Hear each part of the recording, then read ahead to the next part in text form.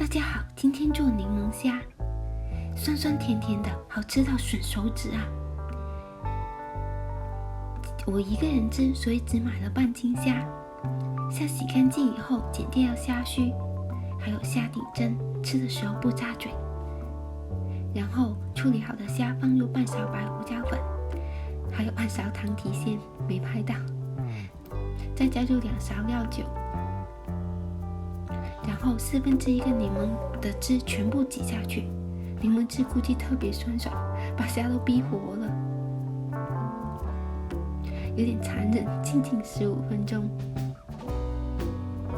然后腌制虾的时候准备柠檬汁，3/4个柠檬挤汁，汁里的柠檬籽要捞出来，不然会苦。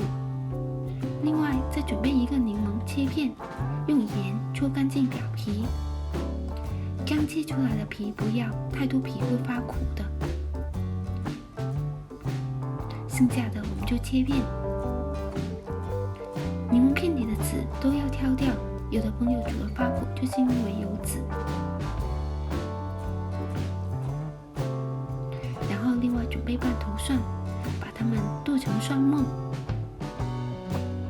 30克的黄油放到电饭煲里，按下煮饭键。黄油融化以后就倒进蒜末，然后再加10克冰糖，加至30分钟爆香黄油蒜，好香啊！倒进虾，让它们吸饱酱汁，放上柠檬片，不用怕太酸，柠檬是有机酸，煮的时候蒸发很多的。柠檬汁全部倒进去，然后盖上盖子煮15分钟。看起来就很好吃啊！忍不住要剥一个试试。